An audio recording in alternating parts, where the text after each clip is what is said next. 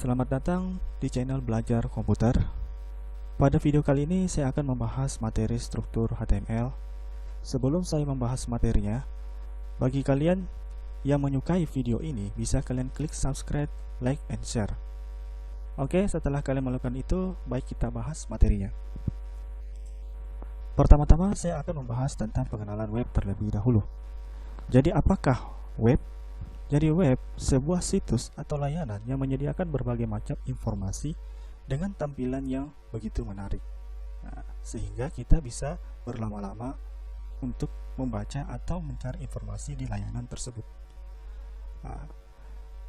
Terus muncul pertanyaan, bagaimana membuat sebuah layanan informasi yang begitu menarik?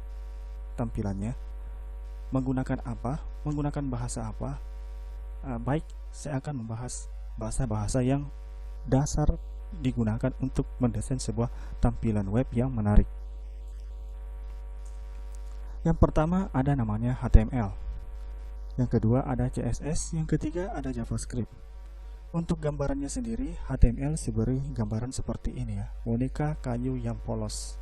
Jadi boneka ini belum memiliki hal-hal yang menarik, hanya dalam bentuk tubuh saja. Kemudian CSS saya ibaratkan sebagai aksesoris dan pakaian, yang dimana setelah kita membuat sebuah bentuk tubuhnya dari HTML, nanti kita tambahkan CSS, itu tampilannya lebih agak menarik. Kemudian JavaScript saya ibaratkan di sini adalah pemikiran.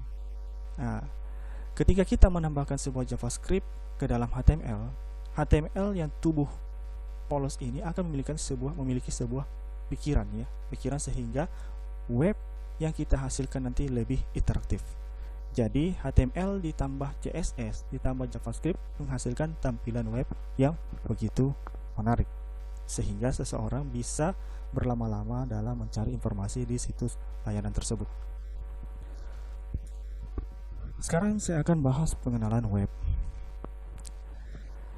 Jadi web merupakan salah satu layanan yang didapat oleh pemakai komputer yang terhubung ke internet, yang dapat memudahkan pengguna komputer untuk berinteraksi dengan pengguna internet lainnya dan mencari informasi yang dibutuhkan.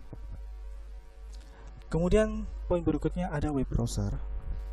Browser web merupakan software yang digunakan untuk menampilkan informasi dari server web. Jadi contohnya itu seperti Opera, Mozilla, Netscape, Navigator, Internet Explorer, Google Chrome, Conqueror, dan sebagainya. Kemudian, apa yang dimaksud dengan server web? Server web adalah komputer yang digunakan untuk menyimpan dokumen-dokumen web. Komputer ini akan melayani permintaan dokumen web tergantung dari permintaan klien. Contohnya server web itu ada IIS, PWS, Apache, dan Sitami. Sekarang kita akan membahas struktur HTML. Dalam pemrograman web diperlukan suatu file teks yang bernama atau berekstensi HTML. Di sini jangan diikuti. Di sini nanti ketika kita menuliskan ekstensinya itu kita harus menggunakan huruf kecil. Jadi ada dua cara untuk membuat sebuah web page. Yang pertama dengan menggunakan editor teks biasa, yaitu Notepad atau Edit Plus. Yang kedua kita menggunakan HTML editor. Dokumen HTML disusun oleh elemen-elemen. Jadi apa yang dimaksud dengan elemen-elemen itu? Jadi elemen adalah merupakan istilah bagi komponen-komponen dasar pembentuk dokumen HTML. Dokumen HTML disusun oleh elemen-elemen seperti head, body, table, paragraf, dan list, dan masih banyak elemen-elemen lainnya. Untuk menandai berbagai elemen dalam suatu dokumen HTML, kita menggunakan yang namanya tag. Sekarang kita akan bahas definisi tag. Untuk menandai berbagai elemen dalam suatu dokumen HTML, kita menggunakan namanya tag ya. Petunjuk menggunakan tag yaitu tag HTML diapit dengan dua karakter kurung bersudut, yaitu satunya kurung sudut kiri dan kurung sudut kanan. Yang dimana nanti di tengah-tengahnya itu dituliskan sebuah elemen. Jadi elemen ini akan diapit oleh sebuah tag. Tag HTML secara normal selalu berpasangan seperti tag B dan tag /B. Karena ini merupakan sebuah tag yang dimana dalamnya elemen HTML, sebuah elemen di dalamnya, maka dalam penyebutannya sebenarnya adalah tag elemen B. Tapi untuk meringkasnya saya biasa menyebutnya tag B. Nah, saya lanjut. Sebelum kalian menulis sebuah tag ya, sebuah tag lagi, sebelum kalian menuliskan sebuah tag lagi, jangan lupa menuliskan penutupnya ya. Ketika kalian menuliskan tag B, jangan lupa menuliskan penutupnya. Jadi dianggap saja ini sebagai pembuka dan ini sebagai penutup. Nah, tag HTML perlu kalian ketahui bahwa tag HTML tidak case sensitive, yang artinya HTML itu tidak berpengaruh huruf besar maupun huruf kecil. Nah, jadi ketika kalian menuliskan sebuah elemennya huruf kecil, kemudian penutupnya huruf besar, itu tidak ada masalah sama sekali. Ataupun huruf pembukanya huruf besar, nanti penutupnya huruf kecil, itu tidak ada sama sekali. Atau kalian mau menuliskan semuanya huruf besar, itu tidak ada pengaruhnya sama sekali dengan hasil yang akan dikeluarkan. Jadi itu kelebihan dari case HTML ya, tidak case sensitive. Jika dalam suatu tag ada tag lagi, maka penulisan tag akhir tidak boleh bersilangan, harus berurut. Nah, ini yang perlu diingat ya. Jadi dalam HTML ketika kita menuliskan lebih dari satu tag, penutupnya jangan sampai bersilangan. Ketika bersilangan, nanti informasi yang ini kita munculkan itu tidak akan sesuai, atau bisa dikatakan error ya. Nah, bisa kalian lihat di sini contohnya ketika saya menuliskan tag B, kemudian yang kedua tag I, nanti penutupnya tag I duluan, baru terakhir adalah slash B ya, slash B. Saya lupa kasih di sini slash. Oke, slash B ya. Oke, jangan sampai tertukar, karena ini yang pertama memulai dan ini yang harus menutup ya, yang harus menutup. Nah, jangan I yang menutup, kalau I yang menutup pasti error. Jadi ini jangan sampai bersilangan. Atau lebih mudahnya kalian bisa menghafalnya dengan cara seperti ini, kamu yang memulai dan kamu juga yang mengakhiri. Asik. Oke, saya lanjut. Sebaiknya gunakan tag dengan huruf kecil ya, atau lower case. Jadi walaupun HTML itu sifatnya tidak case sensitive, saya anjurkan kalian tetap menggunakan huruf kecil. Nama elemen ditunjukkan dengan nama tagnya, suatu elemen di dalam dokumen. HTML harus ditandai dengan penulisan tagnya yang berpasangan. Nah, itu ya. Jadi HTML itu harus dituliskan secara berpasangan. Ini yang perlu kalian ingat. Tapi ada beberapa elemen yang tidak mengharuskan tagnya ditulis secara berpasangan. Elemen apa saja itu? Yang pertama ada elemen dengan tag P ya, tag P. Kemudian yang kedua ada elemen BR atau tag BR. Yang ketiga ada tag HR, dan yang keempat ada tag LI. Jadi tag-tag keempat tag ini ketika kalian tidak menuliskan pasangannya itu tidak ada masalah sama sekali. Tapi ketika kalian menuliskan pasangannya juga itu tidak ada masalah sama sekali, dan tidak ada pengaruhnya sama sekali sama hasil yang kita inginkan. Nah, jadi ini perlu diingat ya, ada 4 elemen yang tidak mengharuskan menuliskan pasangannya. Sekarang kita masuk pada penamaan dokumen. Seperti yang saya katakan di awal, jadi format file yang akan kita simpan itu dalam format ekstensinya itu .html atau .htm. Jangan lupa di sini seharusnya huruf kecil, saya lupa ganti. Jadi dalam menuliskan ekstensinya jangan menggunakan huruf besar, kalian menggunakan huruf kecil yaitu .html atau .htm. File yang berakhiran htm atau html ini sama untuk berbagai jenis sistem operasi seperti Linux, Unix, Windows, dan sebagainya. Jadi ketika kalian mau menyimpannya di sistem operasi manapun, mau pakai ekstensi HTML atau HTML, semuanya bisa disimpan. Sekarang saya akan bahas struktur HTML selanjutnya. Secara umum, dokumen web dibagi menjadi 2 bagian, atau dokumen HTML ini dibagi menjadi 2 bagian, yaitu head dan body. Ada kepala dan ada badan. Nah, sehingga setiap dokumen HTML harus mempunyai pola dasar sebagai berikut.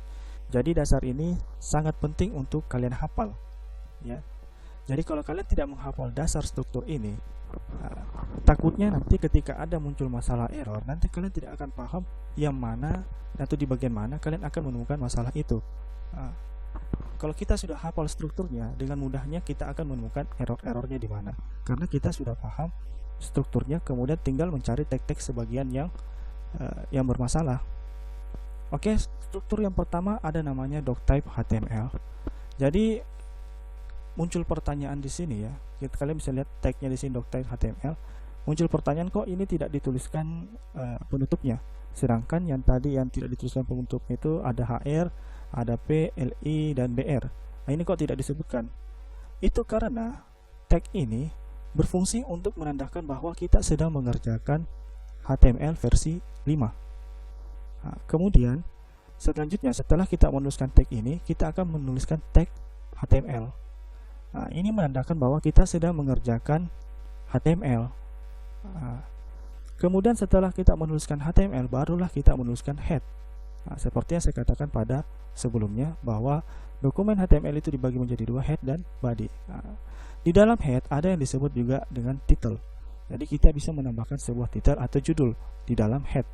Nah, setelah kita menambahkan title dan ditutup dengan slash title, kita tutup lagi dengan slash head. Nah, baru kita buka body. Nah, di dalam body kita bisa akan menuliskan informasi yang ingin kita tampilkan di dalam browser web. Nah, kemudian setelah kita menuliskan body, tag body, baru kita tuliskan tag slash body dan ditutup dengan tag slash HTML, karena dimulai dari sini ya.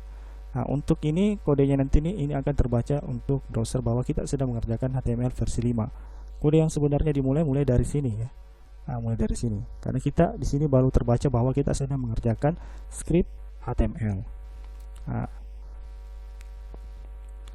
oke, setelah kalian menghafal dasar-dasar ini, kita bisa memulai HTML atau menuliskan skripnya.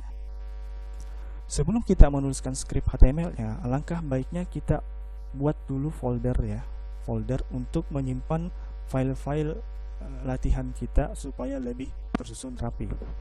Nah, sini saya ibaratkan bahwa kita membuat folder praktikum HTML, kemudian di dalam folder itu saya akan menyimpan folder lagi atau membuat folder lagi latihan 1. Nah, sekarang kita buka text editor yang kita gunakan. Misalnya di sini saya menggunakan Notepad. Jadi Notepad itu umum ya, umum, banyak di semua sistem operasi. Nah, di sini saya ibaratkan saya pakai Notepad.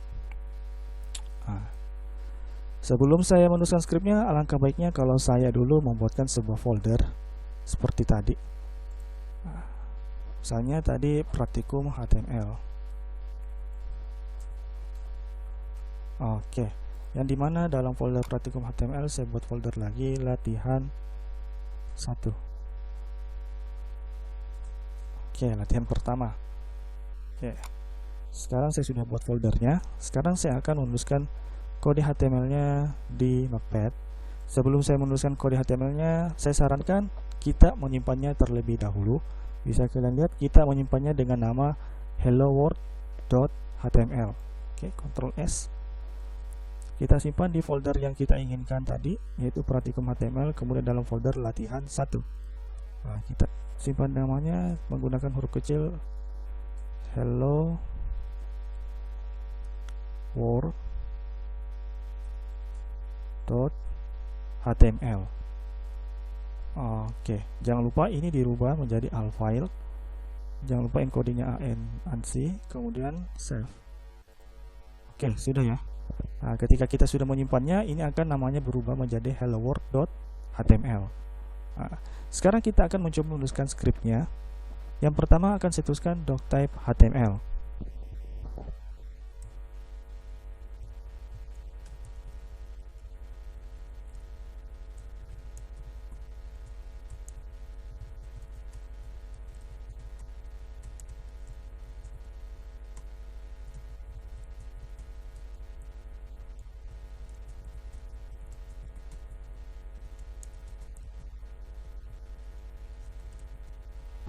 Oke, setelah kita menuliskan dasarnya seperti ini, sengaja saya kasih enter di sini supaya lebih rapi kelihatannya.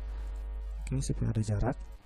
Nah, ini merupakan dasar dari struktur HTML yang perlu kita hafal, dan setelah kita menuliskan dasarnya begini, tinggal kita masukkan informasi yang kita inginkan. Kebetulan informasi yang ditampilkan adalah hello world di dalam body. Nah, kita tambahkan saja hello world, hello world. Oke, sudah. Nah, ketika kita sudah tambahkan seperti ini, kita jangan lupa Ctrl S. Sekarang kita ingin memunculkan hasilnya. Caranya munculkan hasilnya itu dengan cara kita buka filenya di folder yang kita simpan tadi. Di sini ya, di dokumen. Kebetulan saya simpan di dokumen folder praktikum HTML latihan 1. Ini filenya ya. Ini kebetulan filenya sudah berubah menjadi hello world dalam bentuk browser. Nah, jika kalian filenya belum berbentuk browser seperti ini, kalian bisa klik kanan, kemudian pilih open with, kemudian kalian pilih browser yang kalian inginkan. Kalau tidak muncul di sini, kalian bisa pilih choose default program, kemudian cari di sini browser yang kalian inginkan ya. Nah, cari di sini. Nah, kemudian nanti kalian pilih di sini, lepas dulu centangannya, pasang lagi, kemudian double klik. Nah, double klik browser yang kalian inginkan. Ataupun ketika nanti kalian mau mengeditnya di Notepad lagi, kalian juga tinggal pilih saja Notepad di sini. Nah, seperti itu. Jadi kalau misalnya mau diedit nanti scriptnya, kalian klik kanan, masuk choose default program, kemudian nanti kalian pilih Notepad di sini. Nanti kalian baru bisa edit scriptnya. Nah, kebetulan kita pakai Google Chrome, kita oke. Lihat hasilnya. Nah, ini ya, muncul seperti ini, hello world. Nah, oke. Jika kalian sudah mengerjakannya, muncul hasilnya seperti ini, berarti script yang kita lakukan ini sudah benar. Sekarang kita akan lanjut. Oke. Membuat file dokumen HTML pertama sudah selesai. Sekarang kita lanjut. Nah, ini sudah saya kasih petunjuk. Hasilnya sama ya, hasilnya sama. Selanjutnya kita akan membuat dokumen HTML yang kedua. Nah, oke, sekarang kita buka tadi Notepad. Nah, untuk membuat dokumen HTML yang kedua lagi, kita tidak usah ke close ini atau baru buka klik Notepad lagi, tidak usah ya. Kita cukup tekan Ctrl N. Nah, sudah terbuka sebuah file baru. Nah, sebelum kita menuliskan dokumen HTML yang kedua ini, kita jangan lupa save dulu ya, Ctrl S. Nah, kita save namanya dengan nama apa ini? welcome.html. Nah, welcome.html. Oke, sudah. Jangan lupa pilih all file ASNE, kemudian pilih foldernya di folder latihan 1 tadi. Nah, atau saya ulangi, masuk praktikum HTML latihan 1. Nah, di sini ya. Oke, kita save di sini, klik save. Oke, sudah tersave. Sekarang kita akan mengetikkan kodenya.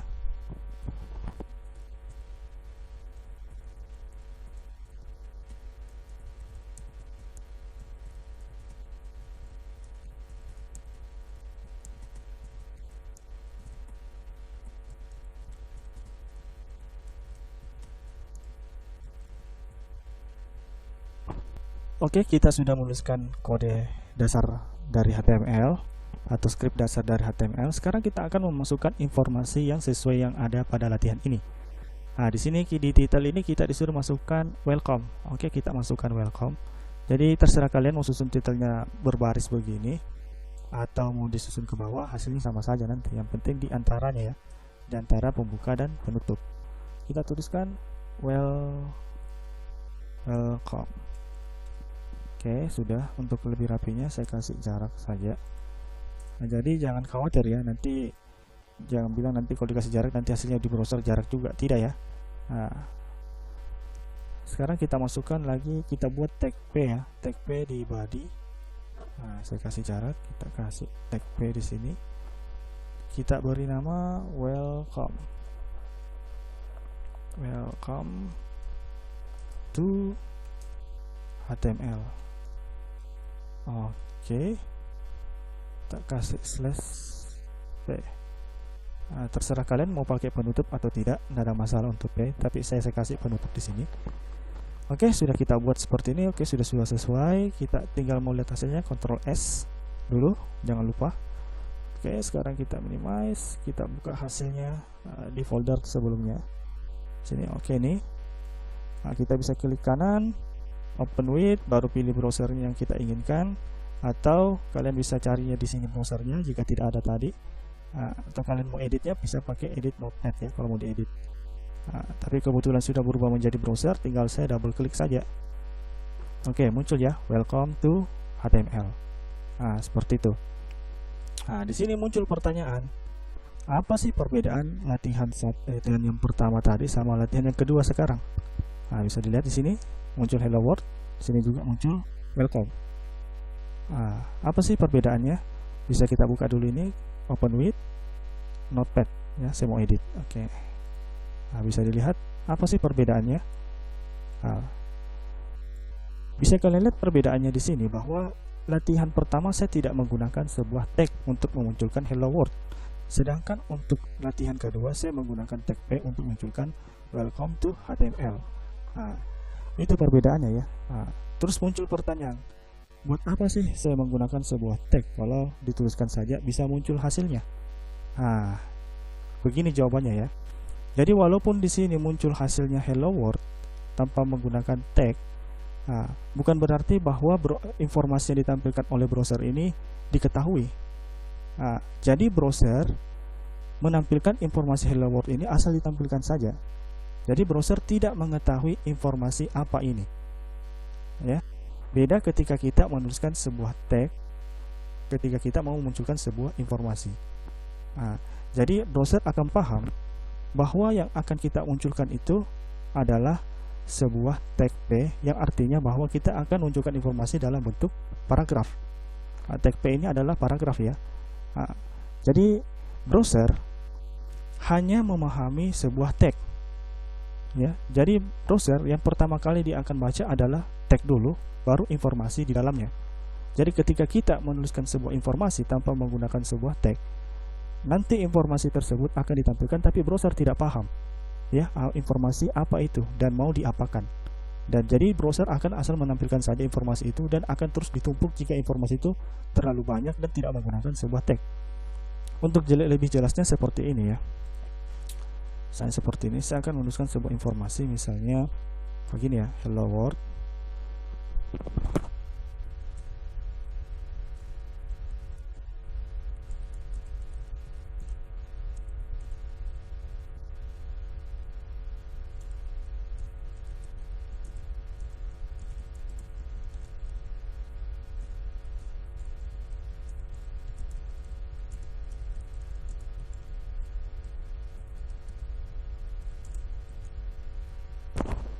Oke, di sini saya sudah menuliskan sebuah informasi yang saya inginkan. Kemudian saya ingin informasi yang saya tulis ini munculnya nanti seperti ini, 3 baris ya, 3 baris. Apakah browser akan menampilkan seperti yang saya ketik ini atau seperti yang saya tuliskan ini di notepad? Coba kita lihat hasilnya, coba di refresh. Tidak ya, jelas tidak. Kenapa tidak?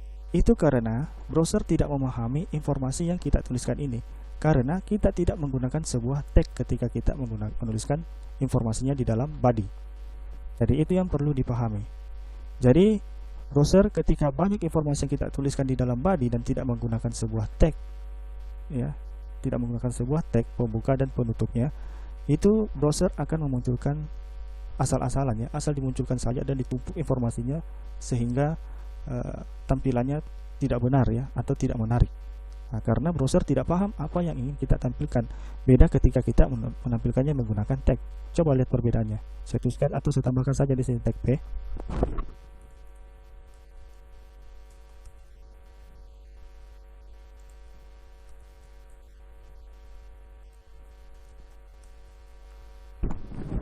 Oke, sudah saya tambahkan tag P dan tidak saya kasih penutup karena memang tag P itu tidak ada masalah kalau tidak ada penutupnya. Kita Ctrl S, coba lihat hasilnya. Apakah informasinya akan tampil seperti yang saya inginkan? Jelas tampil ya, seperti yang saya inginkan. Karena browser sudah paham bahwa informasi yang saya ingin tampilkan itu adalah dalam bentuk paragraf. Nah, jadi intinya browser itu hanya memahami sebuah tag ya, tag. Jadi ketika kita ingin menampilkan sebuah informasi, browser pertama kali akan membaca tagnya dulu, baru menampilkan informasinya sesuai tag yang pertamanya tadi. Oke. Selanjut, jadi seperti itulah cara kerja browser memahami sebuah script HTML. Oke, sampai di sini dulu materi yang kita bahas mengenai struktur HTML. Sampai ketemu lagi di video materi selanjutnya.